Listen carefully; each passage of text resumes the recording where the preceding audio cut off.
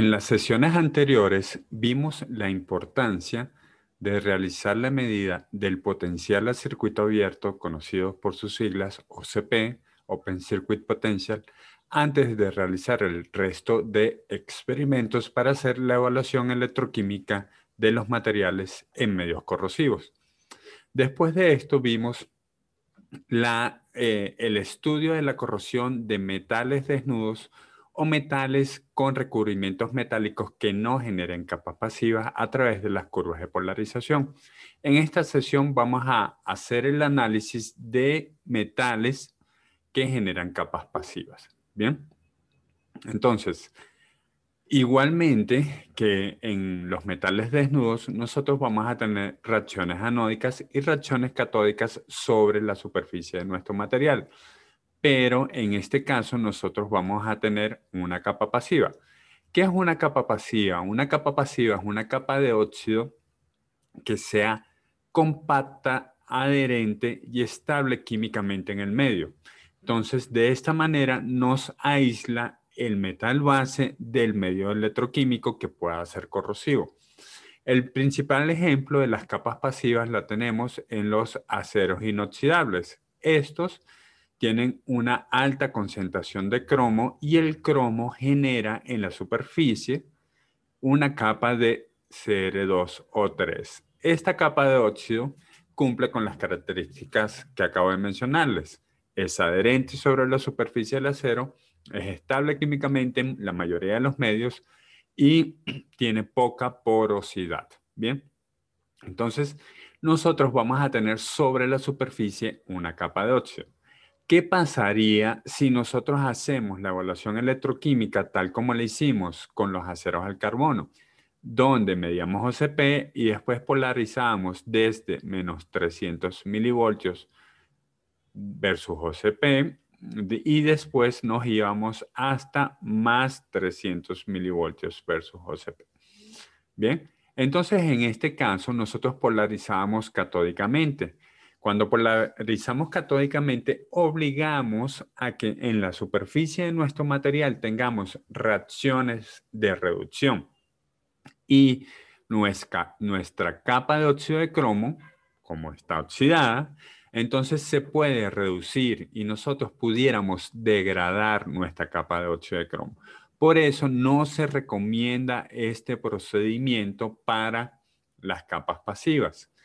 Lo que se recomienda de acuerdo a la normativa, la G3, G5, y también los invito a leer la normativa G46, G48 y G150, es solamente analizar la rama anoica. Es decir, que nos vayamos de OCP a valores positivos y se hace un amplio barrido en valores positivos. Ahorita le voy a explicar por qué.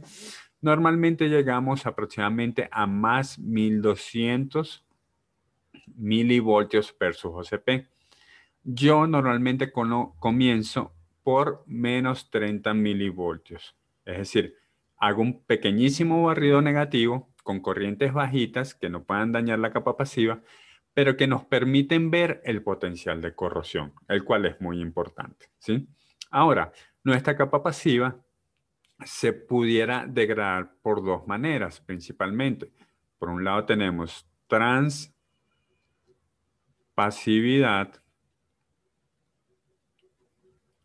que en este mecanismo, ¿qué es lo que tenemos? Hacemos el barrido del potencial y llegamos a potenciales donde la capa pasiva deja de ser estable electroquímicamente, ¿sí? Entonces, deja de ser estable y el material que está en contacto con la solución empieza a disolverse. Bien, entonces tenemos disolución de la capa pasiva, se deteriora y deja de cumplir su mecanismo de protección. El otro mecanismo que nosotros tenemos es muy popular y muy conocido, que es la corrosión por picaduras. Las picaduras son un mecanismo de corrosión localizada. Bien, y normalmente ocurre cuando nosotros tenemos iones como los iones cloruro, los cuales en solución, esto es muy común cuando tenemos agua salada, por eso es tan importante el estudio de los aceros inoxidables con presencia de cloruro. ¿Qué pasa? El cloruro sustituye al oxígeno en la capa de óxido de cromo y entonces forma cloruros de cromo que son solubles. Bien, entonces este mecanismo de corrosión se forma de manera localizada, es decir, tenemos pequeños puntos donde tenemos disolución, que serían pequeñas zonas anódicas, y el resto de recubrimiento es catódico. Cuando una picadura es grave, cuando es suficientemente grande y alcanza el metal base. Es decir, cuando una picadura, estas serían picaduras metaestables y estas serían picaduras estables. Bien. Entonces, si una picadura es estable, alcanza el metal base, comienza la disolución del metal base. Entonces, estos dos mecanismos son muy comunes. Vamos a ver cómo se estudia cada uno de estos a través de las curvas de polarización. Entonces, nosotros tenemos en nuestras curvas de polarización, vamos a estudiar los dos casos, transpasividad y picaduras.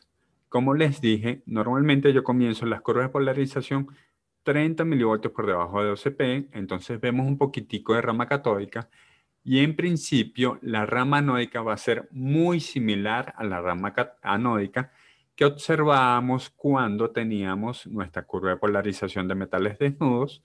Y en esta rama anódica, si nos desplazamos del OCP 30 milivoltios en sentido positivo, pudiéramos calcular nuestro beta anódico, ¿sí? Entonces, después nosotros seguimos avanzando en sentido positivo y vamos a tener la primera variación de nuestra curva. En vez de seguir aumentando la corriente, vamos a ver un máximo y vamos a ver una disminución drástica de la corriente. Y después una etapa de estabilización, ¿sí? Entonces, ¿qué es lo que está pasando? Por encima de este punto, que normalmente se conoce como la nariz, en este punto nosotros vamos a identificar dos cosas muy importantes. Uno, la corriente crítica, que es la corriente máxima que nosotros estamos consiguiendo cuando polarizamos en sentido anódico. Bien. Y otro valor bien importante es el potencial primario de pasivación. Es decir, este es el potencial mínimo que necesitamos para que nuestra capa pasiva sea estable.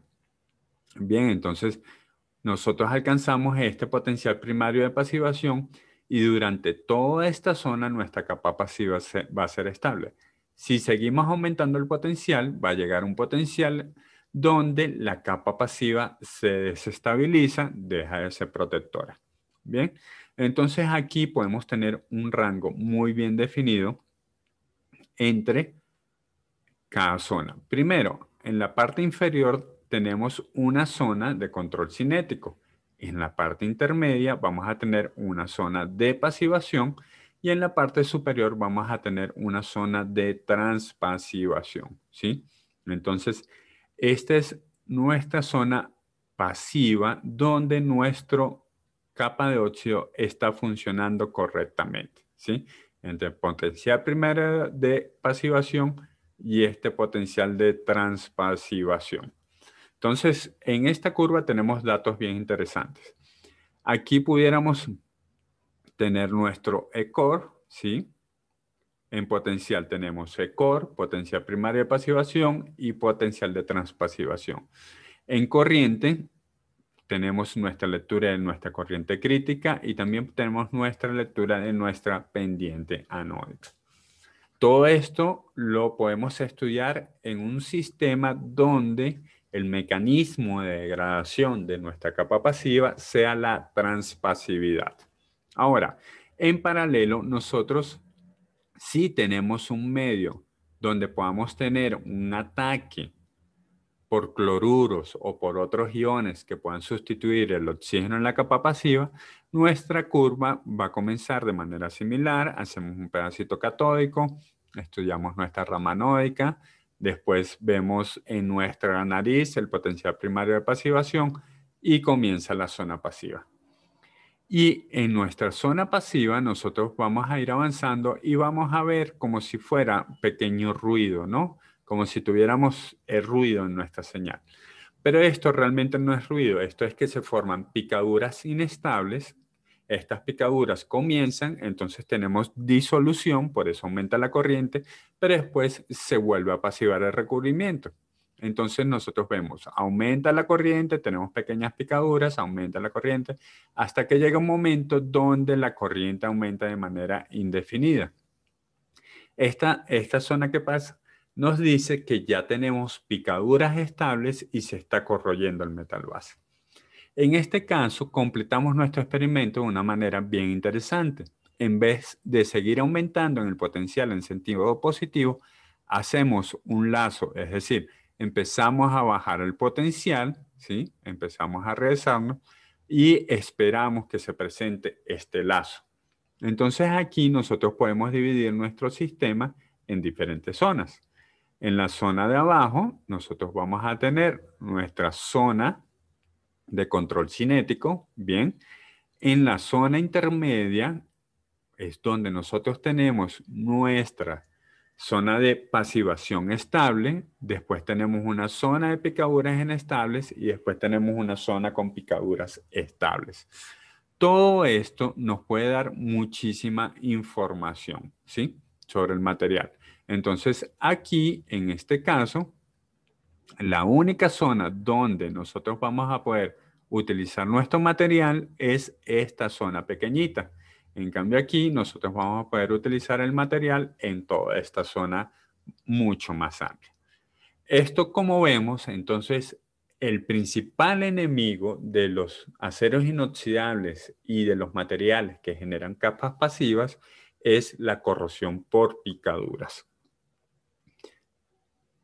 En resumen, nosotros vamos a tener que la norma ASTM-G3 con nuestras curvas de polarización donde tenemos una polarización de menos 300 a más 300 milivoltios versus OCP, la podemos aplicar para metales desnudos. Si nosotros tenemos metales que generan capas pasivas, tenemos dos casos. Una con presencia de iones como el cloruro, que pueden sustituir al oxígeno, y hacemos el lazo. Y otra donde no tenemos iones cloruros y entonces estudiamos el fenómeno de transpasividad. Por último, ¿qué hacemos cuando tenemos recubrimientos cuya naturaleza no sea metálica? Es decir, que tengamos un recubrimiento epóxico, por decir algo. Para estos materiales es muy difícil que estudiemos la corrosión con estas técnicas como las curvas de polarización. ¿Por qué? Porque estos materiales no van a reaccionar con el medio, sino lo que va a reaccionar es el metal que tenemos por debajo de nuestro recubrimiento. ¿Y esto qué puede hacer? Que cuando reaccione, se levanta el recubrimiento formando ampollas y pareciera que nuestro recubrimiento no está funcionando de una manera adecuada. Entonces nos puede dar una falsa información del comportamiento electroquímico del recubrimiento. Por eso no recomendamos curvas de polarización, no estarían recomendadas, sino que recomendamos la espectroscopía de impedancia electroquímica. Entonces, la espectroscopía de impedancia electroquímica, conocida por sus siglas en inglés, entonces nosotros vamos a tener curvas de este tipo donde vamos a estudiar algo bien interesante que es la resistividad de los recubrimientos y otros fenómenos superficiales muy interesantes que nos dan mucha información de los metales recubiertos.